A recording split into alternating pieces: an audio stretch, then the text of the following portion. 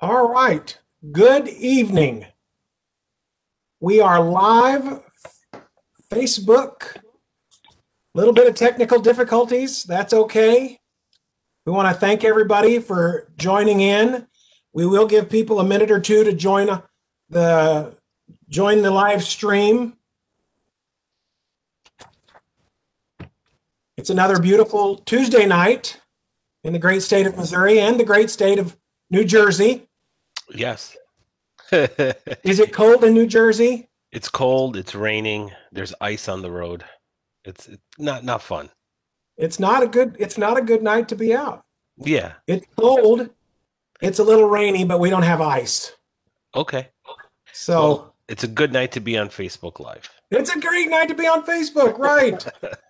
So for those of you who don't know, I'm Matt Wagoner. I am the statewide lead for our information specialist system, which handles individuals that do not have Medicaid. I'm pleased to reintroduce our good friend, Dr. Devin Benadcat, who is the CE.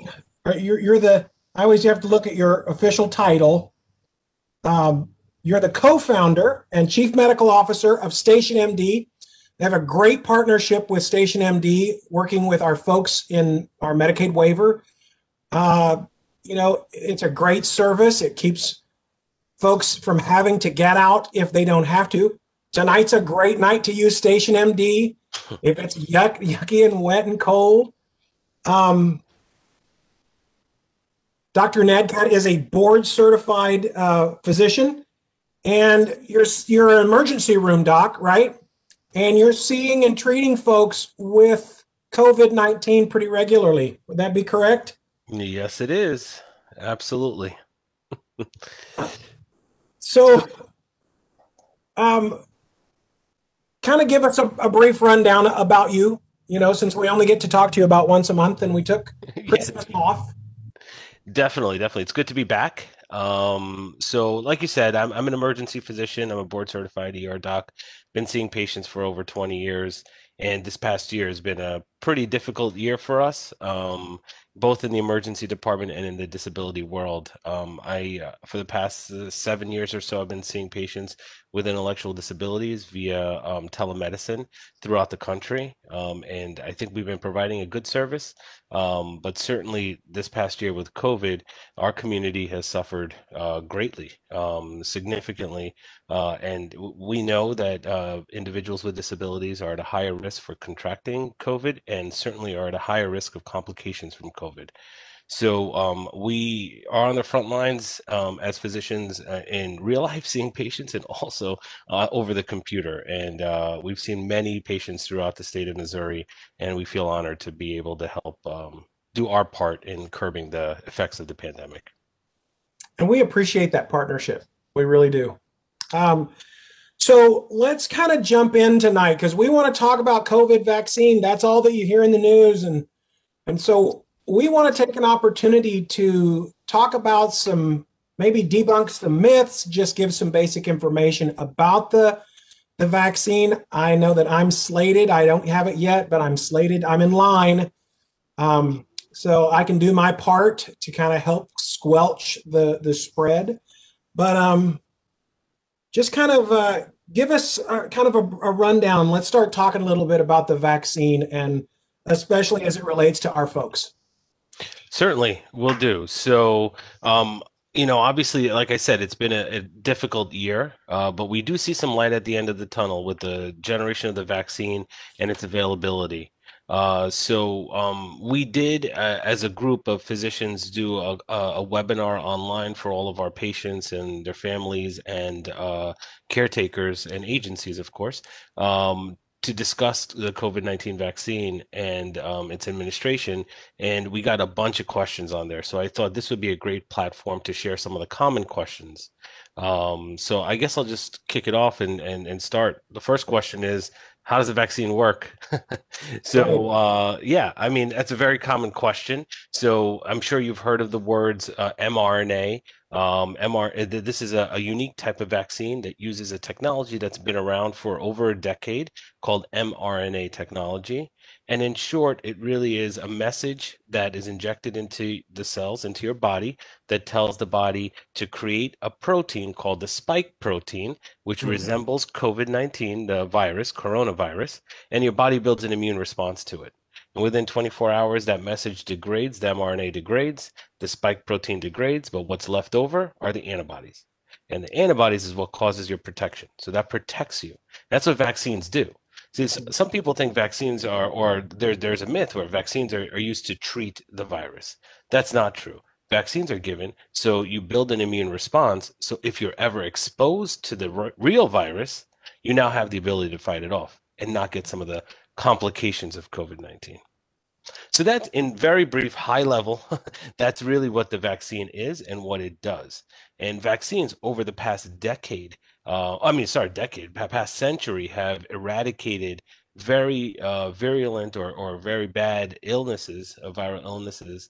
For example, smallpox. So smallpox is no longer found on the face of the planet because we were able to vaccinate everybody on, globally, and establish herd immunity against smallpox. So it no longer exists. And the hope is that we can do that with coronavirus. Perfect. Yeah. Some people have been asking, can I get coronavirus from the vaccine? Mhm. And basically, you can't because we're not injecting coronavirus. The actual medicine is a message called mRNA. It's not the coronavirus. So the vaccine itself can't give you the virus. Then, we've had a bunch of questions asking about some of the side effects of COVID-19, Mhm. of the vaccine itself, and those were all legitimate questions. And I had a lot of concern about them as well. And after doing the research, really found that honestly, the side effects are very minimal and they're short term. We're talking like a day, maybe 2 days of a sore arm, maybe some swelling at the site that you got an injection, maybe a low grade fever. And that's basically it. Those are the most common side effects. And honestly, those are side effects with any drug that's injected into you. So it's not really unique to the coronavirus vaccine. One major side effect is a severe allergic reaction, but that can Mhm. happen with anything, but it can certainly happen with the virus. In less than 1% of the people getting the injection can develop an allergic reaction to it. So that's the major side effect, but it's such a few people that so minor the population of people that are getting those allergic reactions. And at my hospital where I practice, we've inoculated 50% of our medical and nursing staff, and we Mhm. haven't had any reactions. I mean, that's only one hospital, but that just shows how rare it is. And this is a major academic institution, so it's a big place. Um, Can I jump in there and ask yeah. kind of a quick question? Is there a certain population that would have a greater proclivity or likelihood? Like if I'm allergic to shellfish or I'm allergic to this or that, is that what kind of indicates um, a greater likelihood, maybe? So the FDA and the CDC are saying that if you're allergic to the components of the coronavirus, then I'm sorry, the components of the coronavirus vaccine, then Uh, you are obviously allergic to that and you shouldn't get that right. particular vaccine, but you won't know unless you actually get it. Okay. The components of the actual medication, not eggs, not shellfish, it's not anything that's commonly found. There's no thimerosal, no mercury-based products. None of that is in this particular vaccine. That's why it requires such high refrigeration. You hear all these things. It requires a special type of freezer and a special Right. type of transport. It's because it really doesn't have too many allergens. Okay. Yeah. So we've had some questions about taking the vaccine if you have seizures or any type of immune disease, autoimmune disease. So let's stick with seizures first. So many people are concerned if I get the injection, will that cause seizures? It does not cause seizures, so that's definitely a myth. But what can happen sometimes in people that have a history of epilepsy or have had chronic seizures is you can develop a small grade fever with the shot. That's one of the side effects, like I was telling you. Fevers can predispose you to getting a seizure. So it doesn't mean that the immunization itself is causing the seizure, but the immunization can cause a low grade fever, which can cause a seizure. in people that have a history of epilepsy or seizures in the past. So it's not unusual to take some Tylenol or Motrin either right before or right after to make sure that that high temperature or the fever doesn't come up. So, and it's certainly safe to take Tylenol and Motrin. I've had that question asked too. Can I take Tylenol and Motrin? Will that decrease the immune response?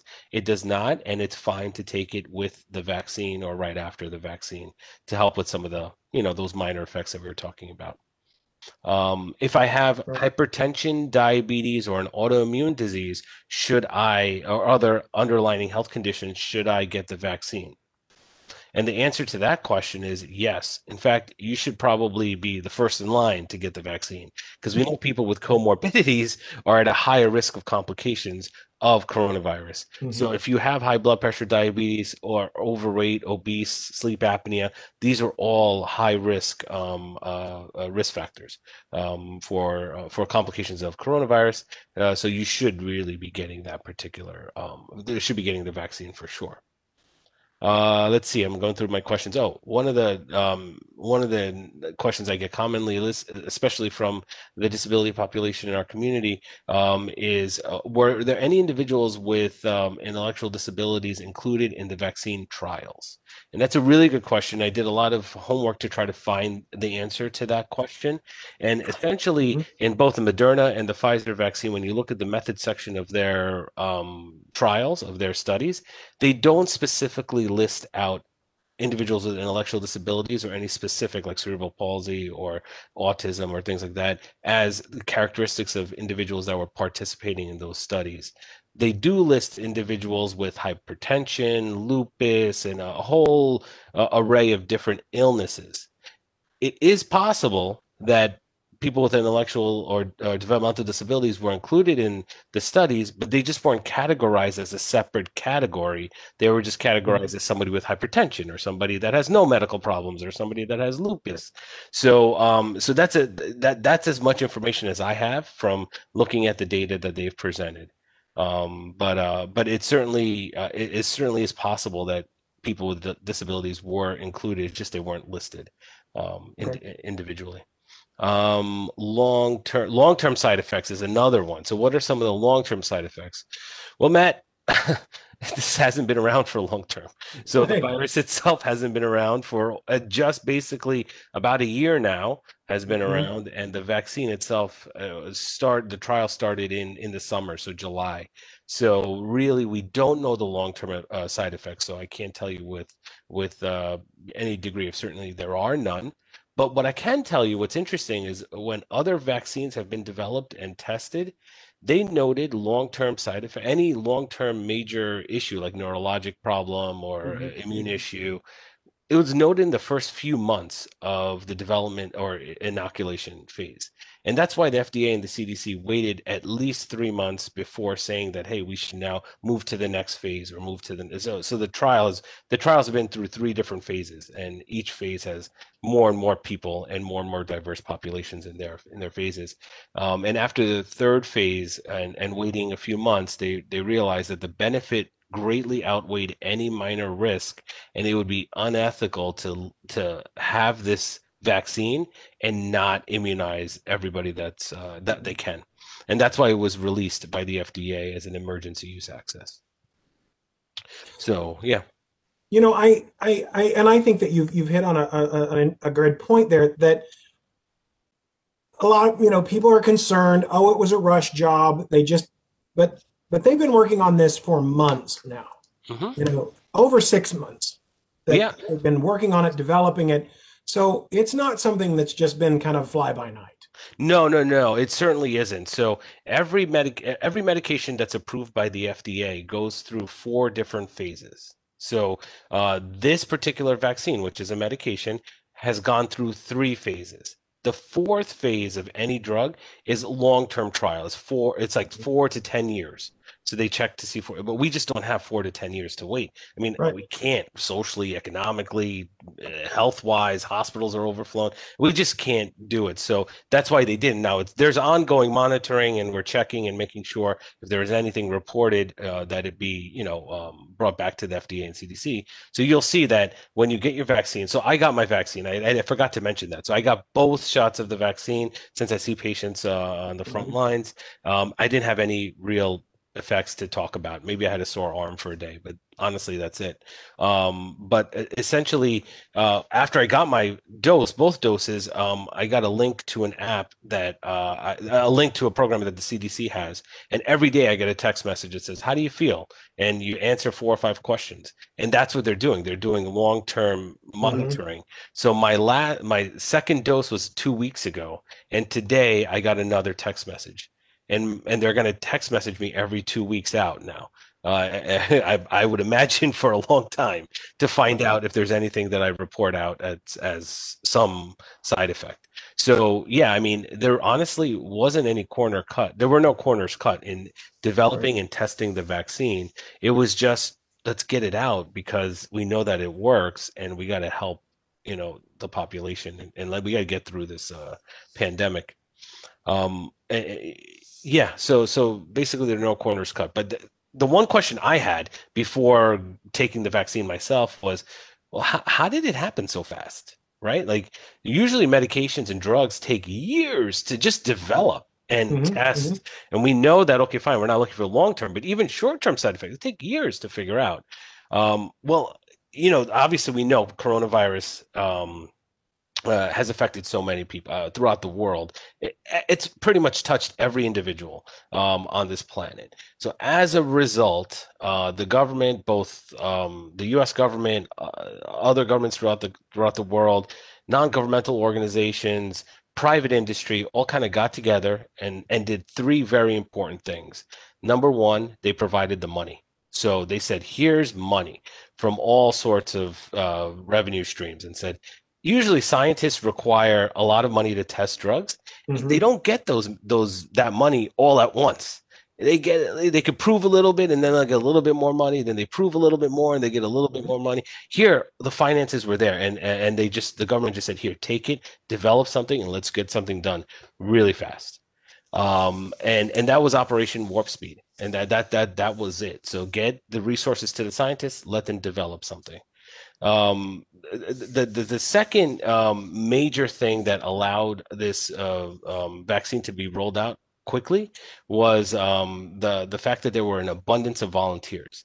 Usually, you find it very difficult to enroll people in studies because number one, it's hard to find people that have that are diverse enough that have a particular problem that you're treating. Well, coronavirus affected so many people throughout Everybody. the world, everybody, right? So people were available and they were volunteering themselves because they knew we had to do something. So they were able to do it. And the third thing is that mRNA technology existed already. So it Okay. wasn't like they were developing a drug. They already knew how to develop it using that technology. So the years it takes to find and create a drug no longer, you didn't have to wait that all those years. It was already created. So because of those three things, the finance, the fact that it was already created, and an abundance of volunteers to test this medication on, we're able to take what normally takes 4 or 5 years to develop Mhm. and test, all done within a year's time frame. So it's a huge task. I mean, it's tremendous, and the scientists certainly deserve credit. Now we just have to take the vaccine and get it out to everybody. So I'm gonna throw a question at you that we didn't go over, but I thought maybe if you can give some insight. People may go, okay, I want to get vaccinated. I don't know how to start the process to get vaccinated. Can you give it like a 1 minute quick? This Mhm. is how you do it. Yeah, I wish it was that easy, Matt. Unfortunately, there is no federal or national plan on how to distribute the vaccine. The Okay. national plan is we're going to give it to each state. Each state is going to decide how it's going to happen. Each state is then delegating it to the municipalities and the counties, and then it filters down through the hospitals and the different healthcare agencies and the doctors' offices, and then eventually gets into the arms of individuals. Now, there are certain states that are developing large, massive immunization sites. Many states are contracting with Walgreens and other pharmacies, CVS and other pharmacies, to inoculate long-term care facilities and certain group homes. We know we work with certain individuals in group homes that have already gotten the vaccine through Walgreens because that's how the state did it in New York. That's what they're doing. So there are multiple ways to do it. I would recommend contacting the State Department of Health, going on their website and looking and to see what the state of Missouri is specifically doing and where you can sign up. Usually there's a place to sign up and register. So this way, when it's your turn, you'll get a text message or an email to come in. That's what I did with my parents. Great place, maybe a great place to start is call your PCP, call that primary care Yep. doctor, and start that conversation. So Absolutely. great. As usual, thank you, Dr. Nedcat. We so appreciate you being, our, our family doctor for the folks through in our waiver process and being the voice and the face of medical reason. So we appreciate that. We will, just so that everyone knows, like I always say, we will not respond to questions now if they've been put into the chat, but they will be responded to in the next day or two. This video will remain on our Facebook page. We're going to share it. Station MD always shares it to their Facebook page, and then we share it to the YouTube channel as well. So there's lots of ways to access this information and share it and get the information out. So we always appreciate this opportunity to be with you all. And as usual, thank you, Doctor, for educating us. So with that, we'll say good night. Stay dry, stay safe, stay healthy, wash your hands and wear your mask, right? Yes. So, and we'll talk to you all very, very soon. Thanks for having me, Matt. Thank you. Talk to you all later.